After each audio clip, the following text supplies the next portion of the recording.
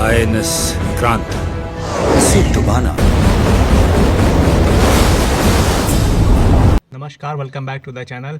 तो इंडिया पाकिस्तान के 1971 वॉर के बारे में किसे नहीं पता।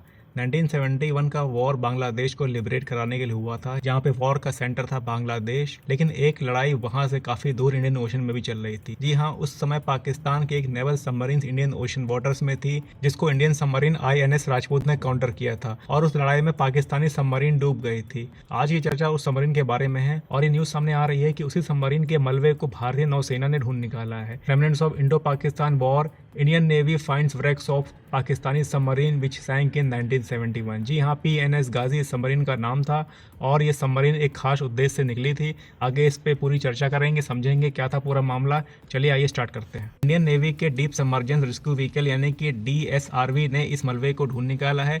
पीएनएस गाजी का मलबा विशाखापट्टनम के पास करीब 2 से 2.5 किलोमीटर दूरी पर 100 मीटर की गहराई में मिला है। और आपको बता दें कि ये जो पीएनएस गाजी है ये दिसंबर 4, 1971 में डूब गई थी। तो ये बहुत बड़ी उपलब्धि थी उस समय, क्योंकि अगर ये सबमरीन ना डूबती तो कहीं ना कहीं ये आईएनएस विक्रांत को डुबा देती, और अगर आईएनएस विक्रांत डूब जाता तो पाकिस्तान के लिए बहुत ईजी हो जाता उस वॉर को जीतना। यहाँ इस वीडियो में आगे हम चर्चा करेंगे डी सबमर्जेंस रेस्क्यू व्हीकल्स के बारे में और जानेंगे थोड़ी सी पीएनएस गाजी की कहानी। तो चलिए आगे और बढ़ते हैं। देखिए, पीएनएस गाजी जो है वो पहले यूनाइटेड स्टेट्स नेवी में थी, जिसको यूएस डैब्लो बोला जाता था।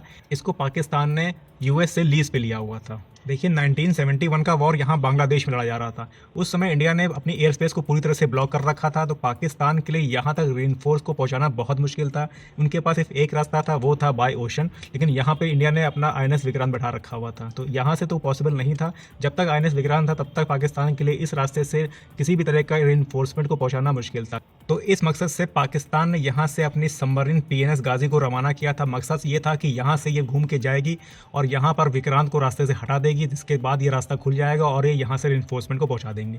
लेकिन ऐसा हुआ नहीं। जब पीएनएस गाजी यहाँ से निकली तो इसको रास्ते में सामना करना पड़ा आईएनएस राजपूत का, और आईएनएस राजपूत ने डेप्थ चार्जर्स की मदद से पीएनएस गाजी को यहाँ पर इस एरिया में डुबा दिया। देखिए, बात करें डेप्थ चार्जर्स की, तो देखने में बॉक्स जैसे होते हैं। इनको पानी के अंदर फेंक दिया जाता है और पानी में ये एज ए वाटर माइंस का काम करते हैं, जहाँ पर कोई भी सबमरीन जब इनसे टकराती है तो ये फट जाते हैं, जिससे सबमरीन को नुकसान होता है और वो डूब जाती है। तो इस सबमरीन में टोटल 93 लोग थे, जिसमें से 11 ऑफिसर्स थे और 82 सेलर्स थे। इंडियन नेवी ने इस मलबे को ना छेड़ने की बात कही है और कहा है ये कहीं ना कहीं नेवी की एक प्रथा है कि जिससे आप वहाँ पे जो लोग डूबे हैं, जिन लोगों को शहादत मिली है, उनके रिस्पेक्ट में ऐसा किया जाता है। और अगर बात करें डीएसआरवी की यानी कि डीप सबमर्जिबल रेस्क्यू व्हीकल, तो देखने में पनडुब्बी जैसे ही होते हैं, जो डीप वाटर्स में रेस्क्यू ऑपरेशन का काम करते हैं।